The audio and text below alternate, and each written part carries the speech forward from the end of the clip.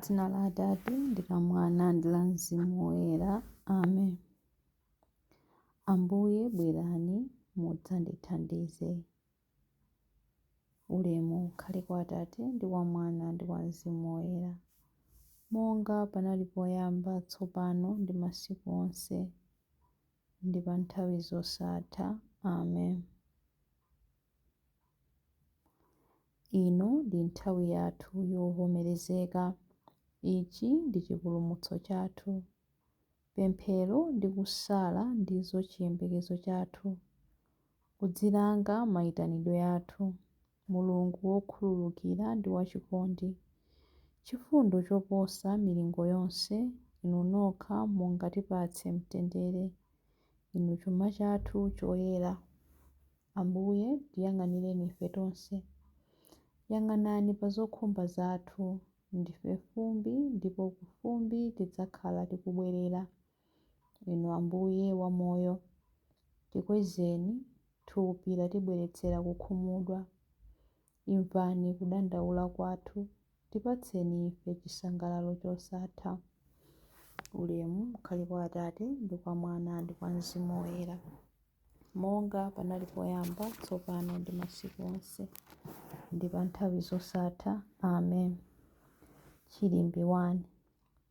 Ndidzakudalitsani tsiku ndi tsiku ndipo ndidzalalika za zodabwitsa zanu. Ndidzakuyamikani inu Mulungu wanga, mfumu yanga. Ndidzalemekeza dzina lanu nthawi zonse mpaka muyaya. Ndidzakuthokozani tsiku ndi tsiku. Ndidzatamanda dzina lanu mpaka muyaya. Chauta ndi wamkulu, ndi woyenera kumtamanda kwambiri, ndipo ukulu wake sitingathe kuumvetsa. Mibado ndi mibado idzatamanda ntchito zanu. Idzalalika ntchito zanu zamphamvu. Ndidzasinkhasinkha za ulemerero ndi za ufumu wanu waukulu. Ndidzalingalira za ntchito zanu zodabwitsa. Anthu adzasimba za mphamvu zanu zoopsa. Inenso ndidzalalika za ukulu wanu. Adzasimba za ubwino wanu. Adzayimba nyimbo zotamanda kulungama kwanu. Chauta ndi wokoma mtima ndi wachifundo, wosakwiya msanga, wodzaza ndi chikondi chosasinthika. Chauta ndi wabwino kwa onse, amachitira chifundo zamoyo zonse zimene adazilenga. Zamoyo zonse zidzakuthokozani inu Chauta. Anthu anu onse oyera mtima adzakutamandani. Adzalankhula za ulemerero wa ufumu wanu. Adzasimba za mphamvu zanu, kuti adziwitse anthu onse za ntchito zanu zamphamvu, kutinso asimbe za ulemerero ndi ufumu wanu waukulu. Ufumu wanu ndi ufumu wamuyaya. Ulamuliro wanu ndi wapa mibado yonse. Ulemu ukhale kwa Atate ndi kwa Mwana ndi kwa Mzimu Woyera, monga panali poyamba, tsopano ndi masiku onse ndi pa nthawi zosatha. Amen. Ndidzakudalitsani tsiku ndi tsiku ndipo ndidzalalika za zodabwitsa zanu. Chilimbi 2. Kwa inu nokha Ambuye timayang'ana ndi chikhulupiriro. Inu nthawi zonse muli pafupi ndi omwe amakukhulupirirani. Chauta ndi wokhulupirika pa mawu ake onse, ndi wokoma mtima pa zochita zake zonse. Chauta amachirikiza onse ogwa m'mavuto, amakweza onse wotsitsidwa. Maso onse amayang'anira kwa inu ndipo mumawapatsa chakudya pa nthawi yake. Mumafumbatula dzanja lanu ndipo mumapatsa chamoyo chilichonse zofuna zake. Chauta ndi wolungama m'zochita zake zonse, ndi wachifundo pa zonse zimene achita. Chauta ali pafupi ndi onse amene amamutama mopemba. Ali pafupi ndi onse amene amamutama mokhulupirika. Amene amamvera Chauta amawapatsa zofuna zawo. Amamvanso kulira kwawo nawapulumutsa. Onse amene amakonda Chauta amawasunga, koma Chauta adzawononga oyipa onse. Pakamwa panga padzayamika Chauta. Zamoyo zonse zitamande dzina lake loyera mpaka muyaya. Ulemu ukhale kwa Atate ndi kwa Mwana ndi kwa Mzimu Woyera, monga panali poyamba, tsopano ndi masiku onse, ndi pa nthawi zosatha. Amen. Kwa inu nokha Ambuye timayang'ana ndi chikhulupiriro, inu nthawi zonse muli pafupi ndi omwe amakukhulupirirani. Chilimbe 3. Inu mfumu ya mibado yonse, njira zanu ndi zangwiro. Ambuye Mulungu mphambe, ntchito zanu nzazikulu ndi zododometsa. Inu mfumu ya anthu a mitundu yonse, njira zanu zolungama ndi zoona. Ambuye, ndani angapande kukuopani ndi kutamanda dzina lanu? Paja ndinu nokha oyera. Anthu a mitundu yonse adzabwera kudzakupembedzani, popeza kuti ntchito zanu zolungama zaonekera poyera. Ulemu ukhale kwa Atate ndi kwa Mwana ndi kwa Mzimu Woyera, monga panali poyamba, tsopano ndi masiku onse, ndi pa nthawi zosatha. Amen. Inu mfumu ya mibado yonse, njira zanu ndi zangwiro. Mawu a Ambuye. Mawu akuchokera mu buku la Yakobe 5:16, 19 mpaka na 20.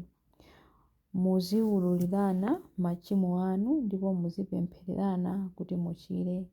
Pemphero la munthu wolungama limakhala lamphamvu ndipo silipita pachabe. Abale anga, wina mwa inu akasokera pakusiya choona zake nkumubweza, dziwani kuti amene adzabweza munthuyo wochimwa ku njira yake yosokera adzapulumutsa moyo wa munthuyo pa imfa, ndipo chifukwa cha iye machimo ochuluka adzakhululukidwa. Mawu a Ambuye. Tithokoze Mulungu. Chiyankho. Kwa inu Ambuye ndikupereka pemphero langa la chifundo. Kwa inu Ambuye ndikupereka pemphero langa la chifundo. Chiritsani mzimu wanga popeza ndakuchimwirani. Ndikupereka pemphero langa la chifundo.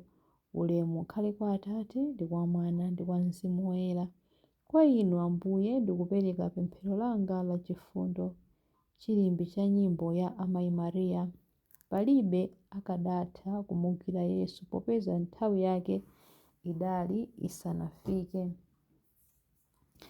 Mtima wanga ukutamanda Ambuye, ndipo mzimu wanga ukukondwera mwa Mulungu mpulumutsi wanga, popeza kuti wayang'ana kutsika kwa mtumiki wake. Ndithu kuyambira tsopano anthu a mibado yonse adzanditcha wodala.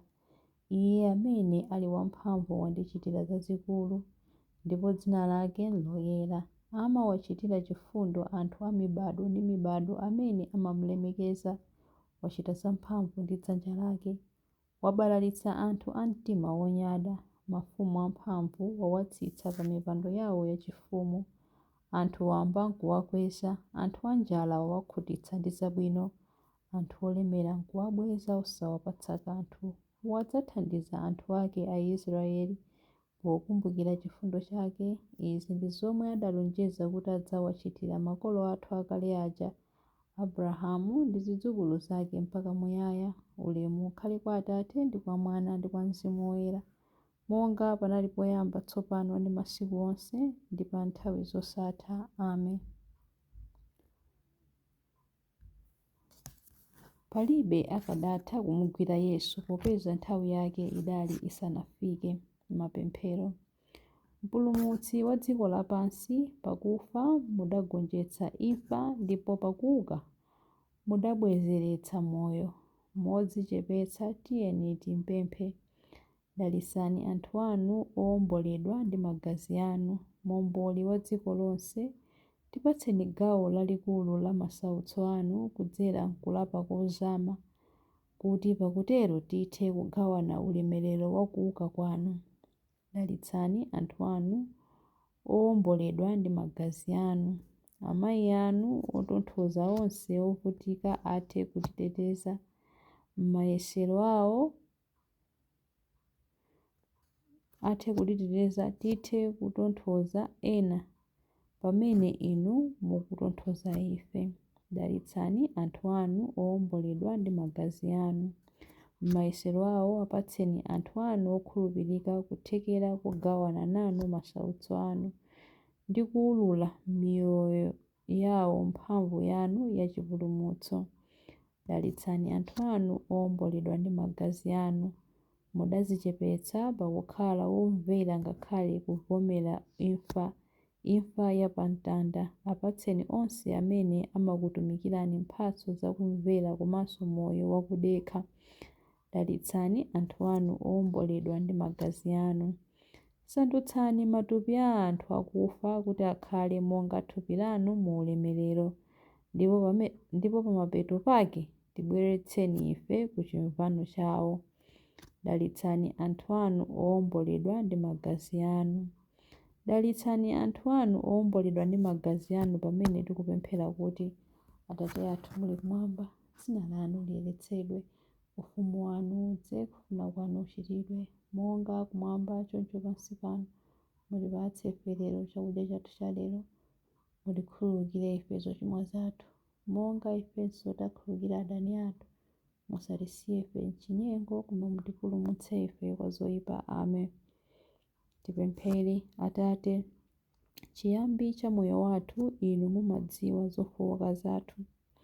Tithe kukufikirani ndi chimwemwe kuti tigwire dzanja lanu ndi kuyenda bwino lomwe m'njira zanu. Tikupempha izi kudzera mwa Ambuye athu Yesu Khristu mwana wanu, amene ali ndi moyo ndi ufumu limodzi nanu ndi Mzimu Woyera, Mulungu tsopano ndi pa nthawi zosatha. Amen. Ambuye atidalitse, atiteteze ife ku zoyipa zonse ndi kutifikitsa ku moyo wosatha. Amen. Dzina la Atate ndi la Mwana ndi la Mzimu Woyera. Amen.